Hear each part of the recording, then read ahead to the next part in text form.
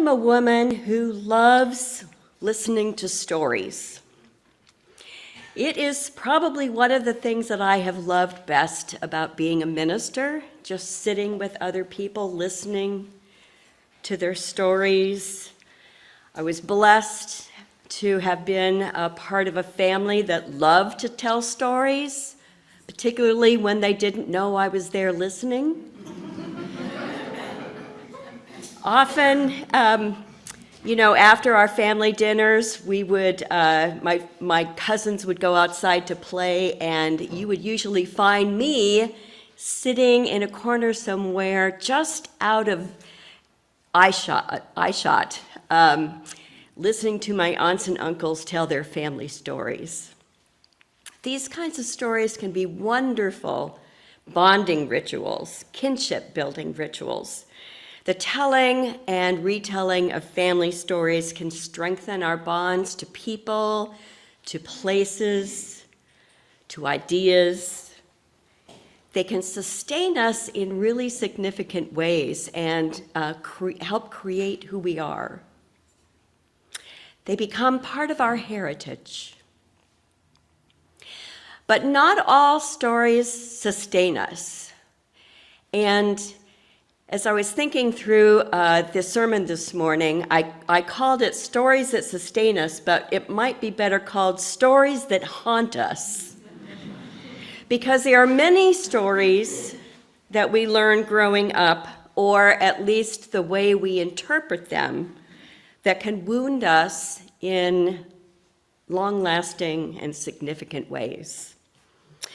And it often takes the power of a good listener, of somebody who really cares about us, to help us rediscover the truth about ourselves outside of that hurtful story.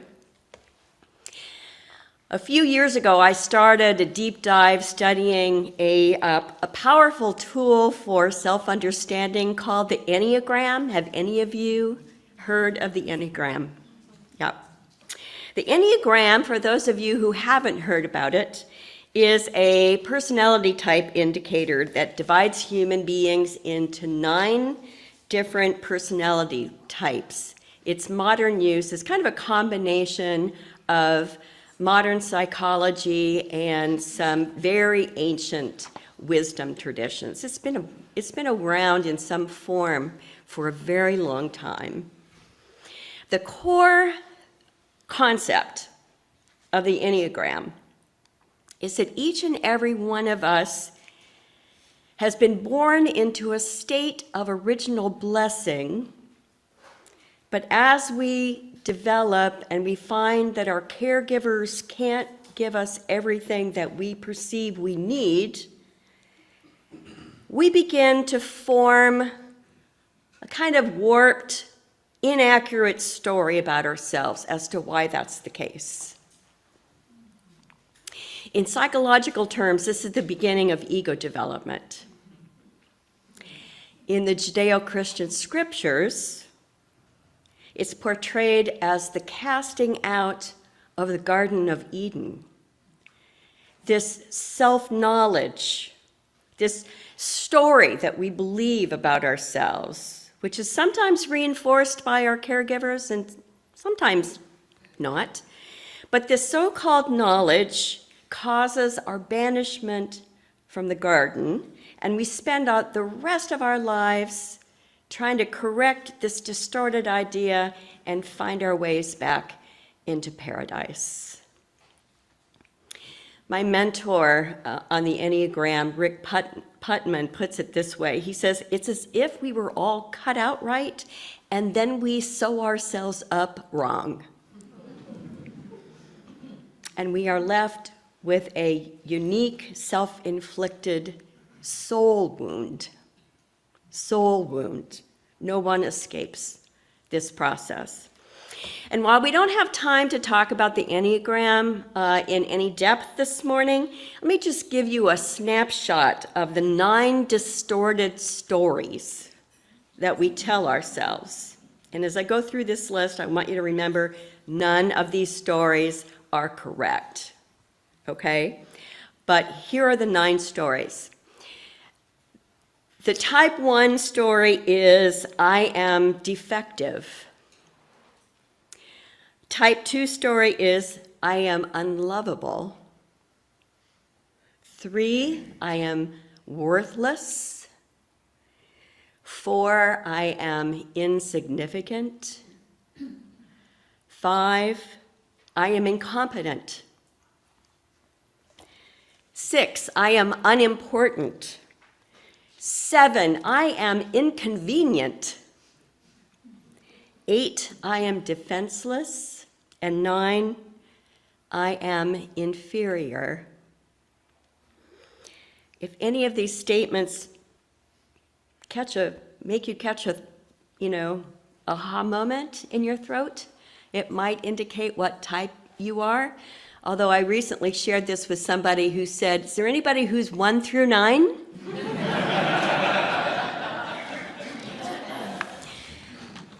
And I repeat, none of these is correct. But they get embedded in very significant ways when we're very young. Let me give you an example.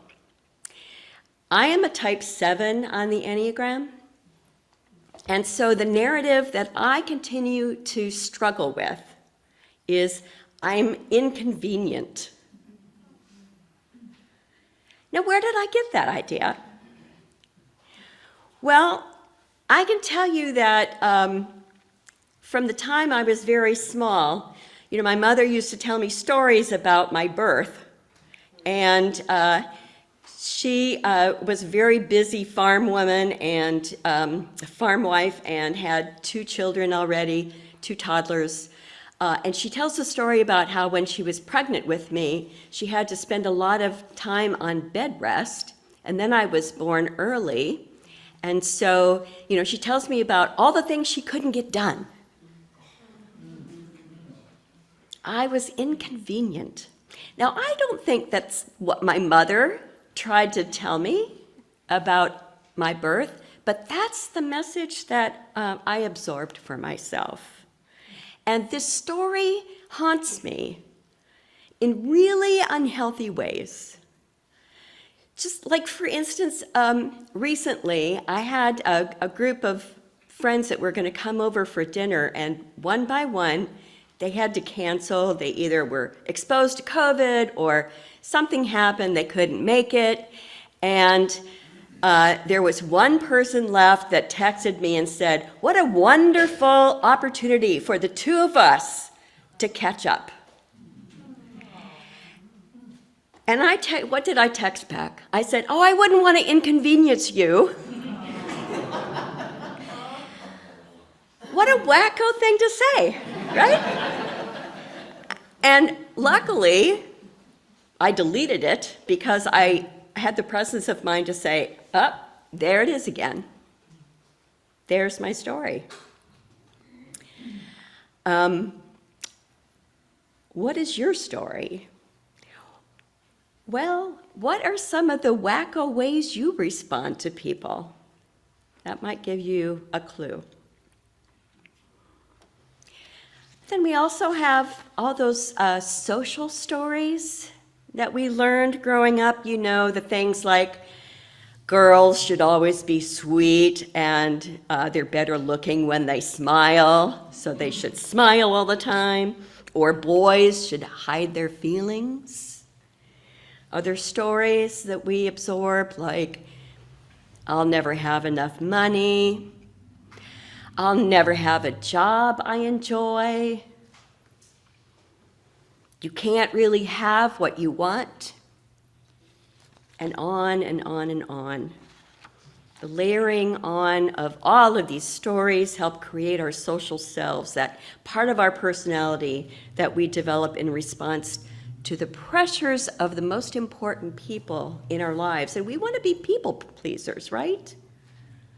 That's part of our makeup too, to want to please people. But the social self that we develop often picks up stories that are contrary to our core selves, our essential selves. So sometimes we need to step back and examine which of those stories sustain us and which stories are deadening our souls. There's a branch of clinical psychology called narrative therapy that says that we all carry stories of our lives around in our head, walking around. You know, we have all these stories about who we are and how we were shaped. And we see all of these stories through a glass darkly, muddied by our own false images of ourselves. There's a practice that Byron Katie suggests in her book called Loving What Is. And I want to just tell you briefly about this practice because I think it's helpful for kind of releasing these stories, these soul-deadening stories that we tell about ourselves. The first step in this practice is to sit quietly, mindful meditation, and just watch the stories, the thoughts that are going through our minds. Just watch. No judgment, but just pay attention to the patterns of the stories that you're telling yourselves. And then the second step is, if you want to, write it down. Write that thought down. If there's a thought that is bothering you, that makes you anxious or sad or disappointed, write it down. And then ask yourself, is this true? Is this true? And if you say yes, then ask yourself again, am I absolutely sure it's true?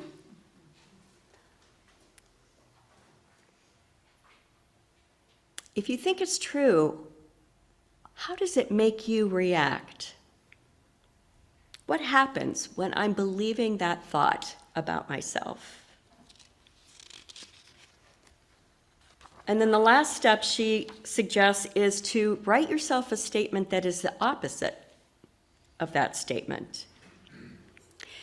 We can begin to rewrite our own disempowering stories.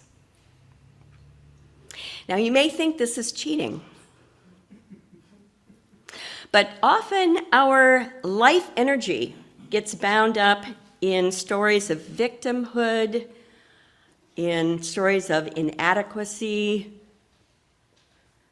Sometimes it can be helpful to review your life, maybe taking it in 5 to 7 year blocks and just notice different stories that you have accumulated for yourself.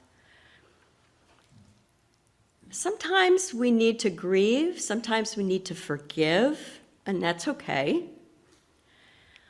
But often what really needs to happen is to say, is this true? Was I really a victim in that scenario? Or how did my actions contribute to what happened? Did I actually have more agency than I remember? Was I more courageous than I remember?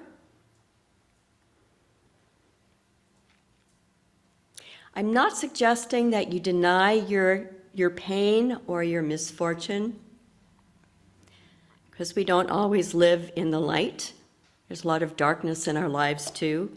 But the important thing is to tell yourself a story in which you are able to see yourself as the hero or heroine, because we are all living the hero's journey. You know, I'm thinking about what a pitiful story James Bond could tell about his life. Think about all the things that happened to him, getting squeezed between people's thighs, having, exploding hats thrown at him, attacked by snipers. Every day there's a new adventure, right? But we see James Bond as a hero because of his resilience. We are all on the hero's journey. So free yourselves from stories that do not sustain your growth and potential. It serves no one to live out of a soul wound.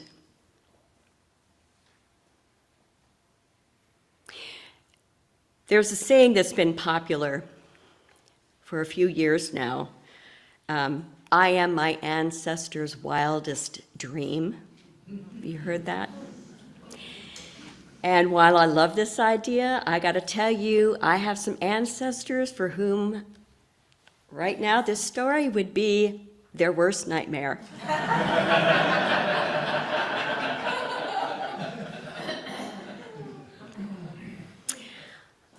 I am queer, I'm a feminist, I am liberal, progressive, outspoken, smiling only when I feel like it.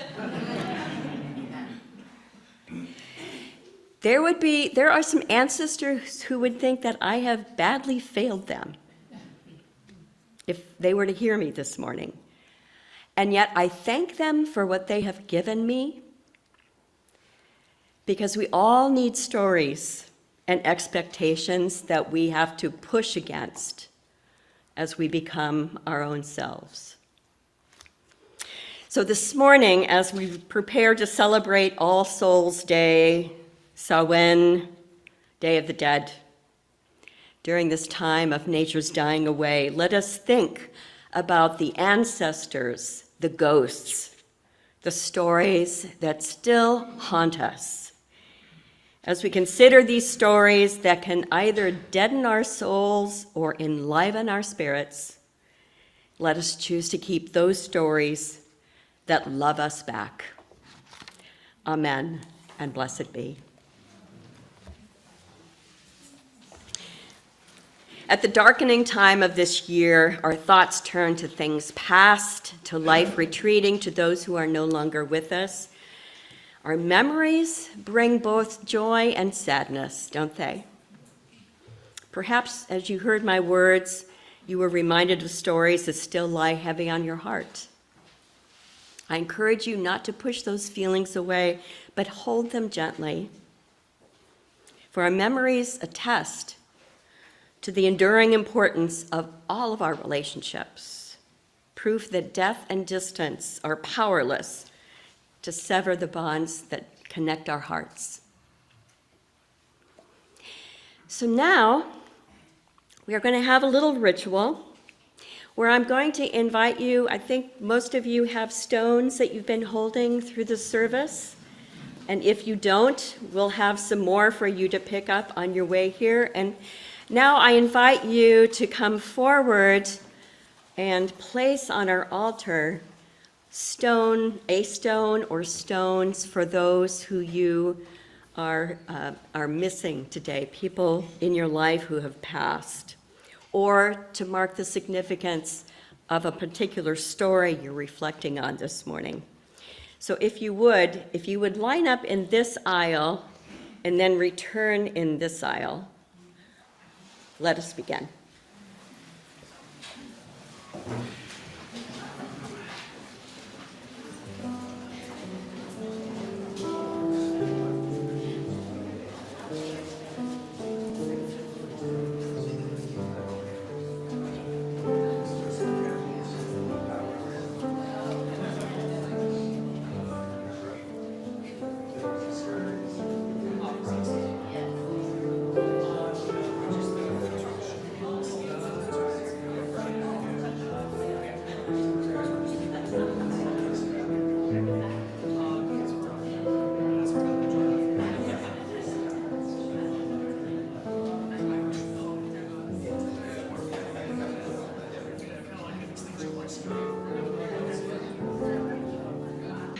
Now I'd like for us to recall to mind those members of this community who have died within this last year. Tony Apperson, Betty Garrigus, Carolyn Gruel, Richard Salwitz, Arthur O'Connor, John Knoll, Susan Wood, Jorge Figueroa, Dot Quinn, and Carol Johnson.